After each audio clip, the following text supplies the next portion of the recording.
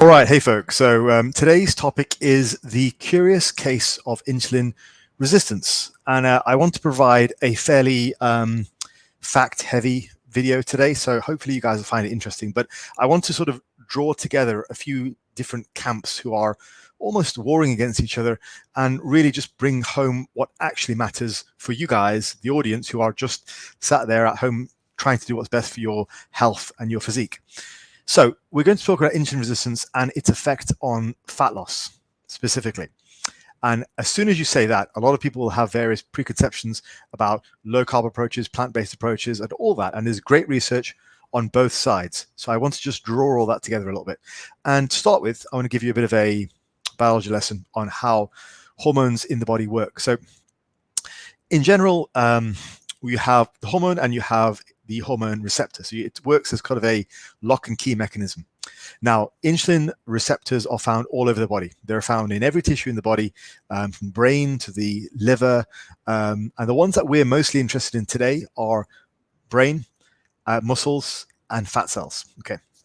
Now, if there's an overload of one hormone, it tends to send a stronger signal. So, like, for example, testosterone. Guys who are taking testosterone, take testosterone, and they tend to get a hyperactive sort of stimulation of whatever testosterone does in them, makes them bigger, stronger, leaner, all that kind of stuff. Now, you do get receptor sensitivity and insensitivity. However, that doesn't really matter too much here.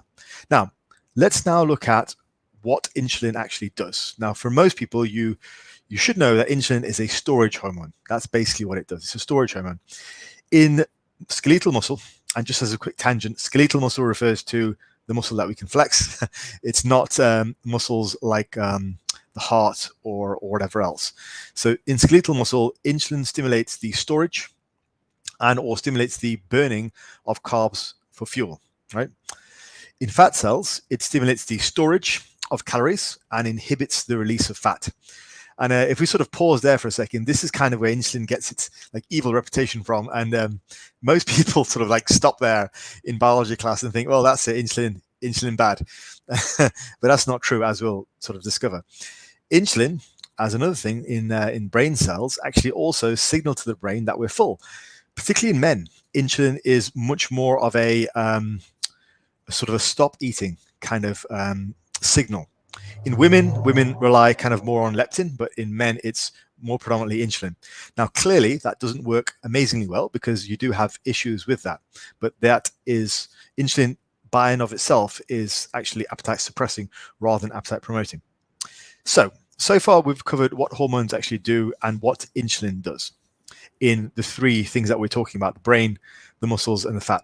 Hopefully, we're all on board. Now let's look at what does insulin resistance specifically mean. Okay, so in muscles, it means that the muscles can't store glycogen effectively. Now, if we just have a bit of a tangent in bodybuilding terms, when I was sort of full on into bodybuilding, like it was very common that bodybuilding coaches would say, when you're in the off season and you're no longer getting a good pump, then you've got to kind of scale back and get insulin sensitive again. Now, they sort of all inherently knew this without scientifically maybe knowing why, but that's why. Essentially, what insulin sensitivity does is it provides the muscles with a greater ability to uptake glycogen. So if you've got nice, big, full, hard muscles, like a great pump, like I can tell you guys, right after a contest prep, the pumps you get after a contest prep are insane. So when your muscles are the most sensitive, like you get sick pumps because you store so much glycogen. And when you're insulin resistant, it means the muscle can no longer store high amounts of glycogen. Also, the muscle can no longer stimulate the burning of glycogen. So as a tangent on this, I get some clients that come to me who are clearly insulin resistant, and they tend to gas out very quickly in the gym. And that's something that I notice. Like building work capacity in the gym is super important for those guys because they just gas out straight away. While they've got loads of fuel in their body, they're unable to actually use it. And if this is sort of ringing a bell for you, then carry on paying attention. So in the brain, if you develop insulin resistance, it no longer causes you to decrease. It no longer causes the decrease of hunger. So that's where the insulin resistance comes into play with regards to appetite control. Whatever you eat, it just makes you hungrier and hungrier and hungrier, and there's no switch off. The normal switching off you get, like you see in kids, Kids are a great example of insulin sensitivity because, like, if you give kids some sugar, they'll just run around for like 3 hours and then collapse. Whereas, like, for most older people, you give them some sugar and they want to fall asleep, and that's because of that. And so it's a similar kind of thing. Now, when you get a whole body insulin resistance, like whether it's to everything, like the muscles, the fat, the brain, everything, what sort of happens is the body starts to crank out more and more insulin to sort of compensate. And you get into this vicious cycle of receptor resistance, and that's when people become insulin resistant. So if we kind of just look briefly at what causes us to become insulin resistant, genetics is a big thing, but we can't really do a great deal about genetics, so we don't touch on that too much. Gender is a big one. As I mentioned earlier, men tend to be more responsive to insulin. Women tend to be more responsive to leptin. Race is also one, bit of a controversial one, but there are definitely racial differences in the research. Also, when it comes to actually diet and things we can influence, high amounts of refined carbs, so processed carbs, they tend to definitely have an effect.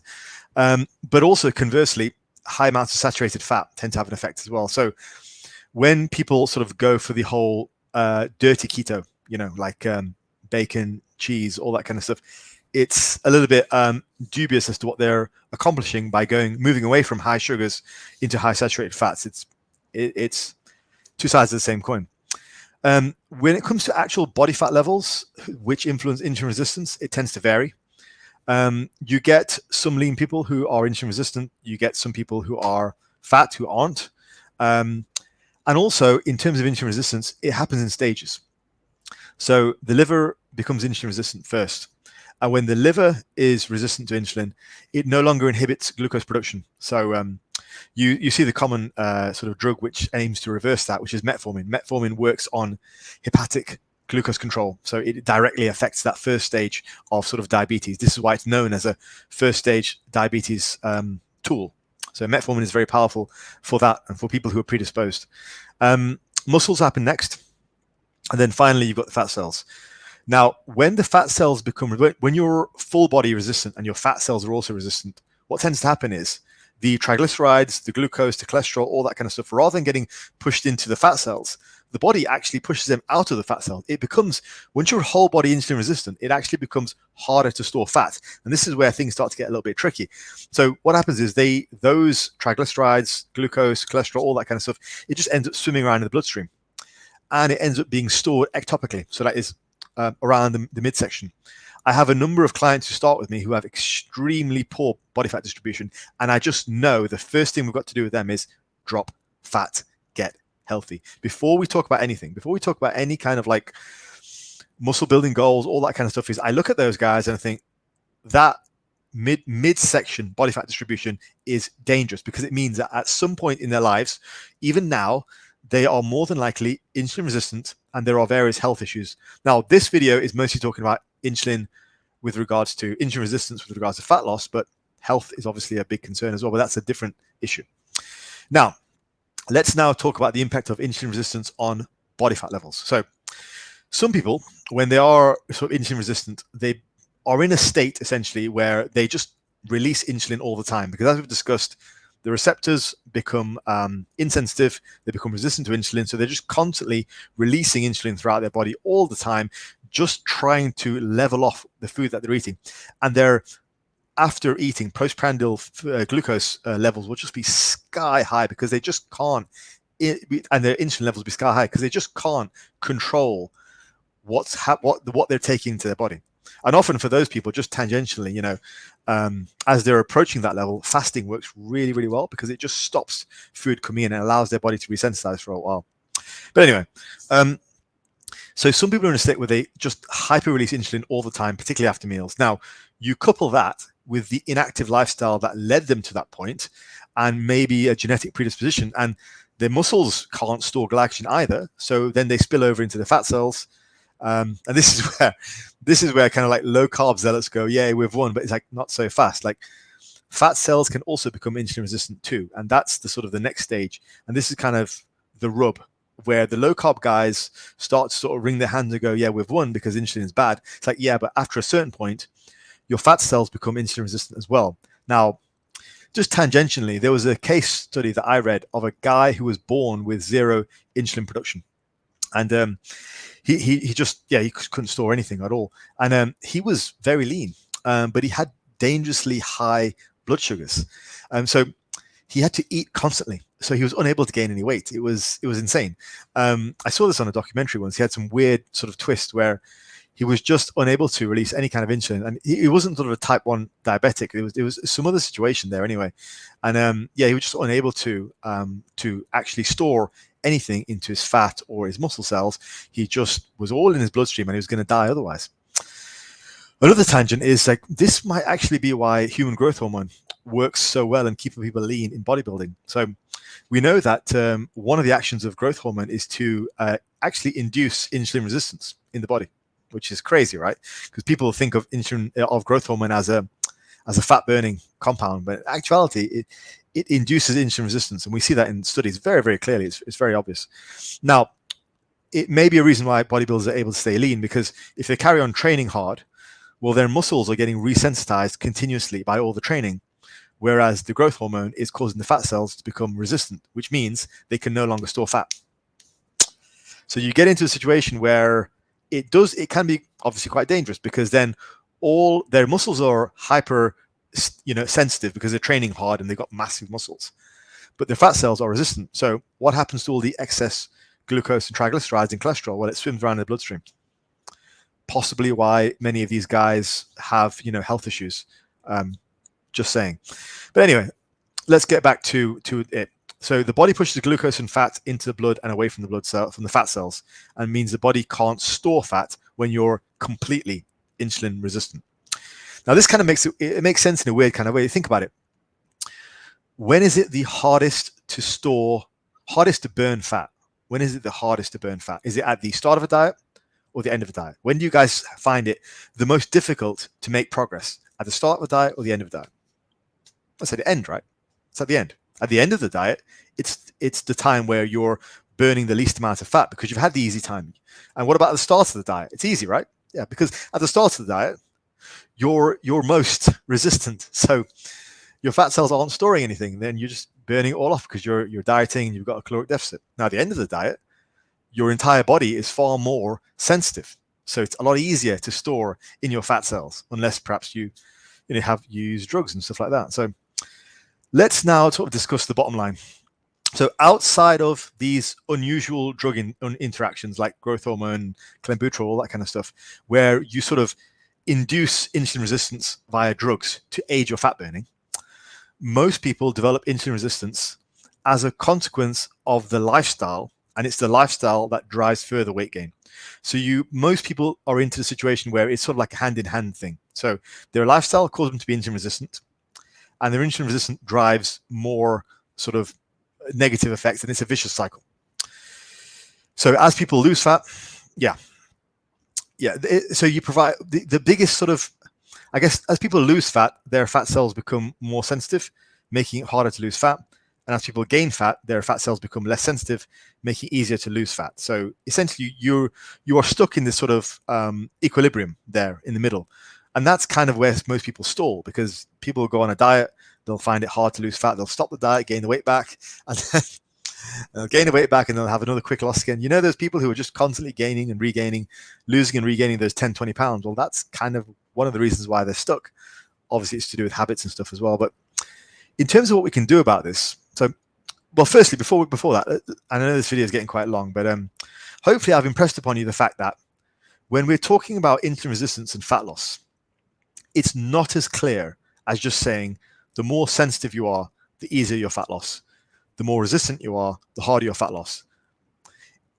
It's actually the complete opposite in a way. Like, the longer you're on a diet, the more sensitive you are, your whole body is. And actually, that's the point where it's hardest to lose fat. And the further away you are from a diet, so the more weight you've gained, the easier it is to lose fat because you are more resistant. So resistance is not always a bad thing from a fat loss perspective. So in terms of what we can do, and I just want to make the point, it's not as clear. So if anyone's telling you, look, it's insulin, and that's why you're gaining fat, they're not. They're mistaken. But a lot of people still bang that drum. But it's not the case. So insulin resistance, whether that's in muscle cells or fat cells, makes it harder to store. Okay, so it means insulin can't do its job because you are resistant to the effects of insulin. It's the lifestyle which drives you to that point. Okay, it's not your insulin, it's your lifestyle. So what can we do about it? Firstly, training is the big equalizer, as in resistance training, not going for a walk in the sunshine because it feels good, not, whatever else. Actual hard training, resistance training, the stuff that all the meatheads keep talking about, that is the great equalizer. And probably the best tool we have, because it does two things. One, it sensitizes the muscle cells, so it allows them to start storing stuff again. Yeah, like I've just trained legs. My entire lower body will be more sensitive to whatever I eat. It's more likely to go to those muscles which have just been trained. Yeah. So training does the first thing, which is to acutely sensitize your muscles.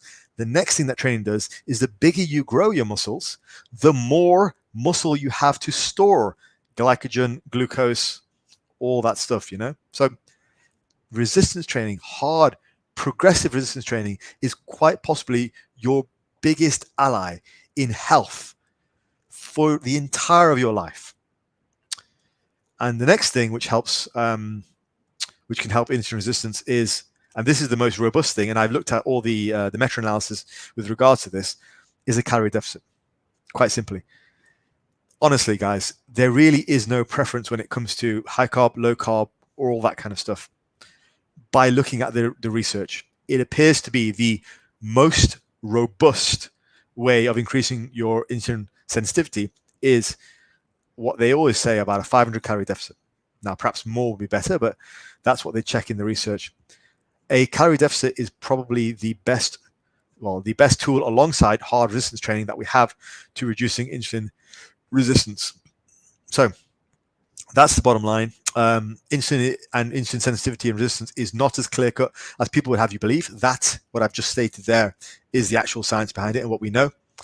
Those two, to end with, are the most robust ways of increasing your insulin sensitivity, reducing your resistance, and getting healthy and getting lean. All right, folks, I'm going to call it there. Hopefully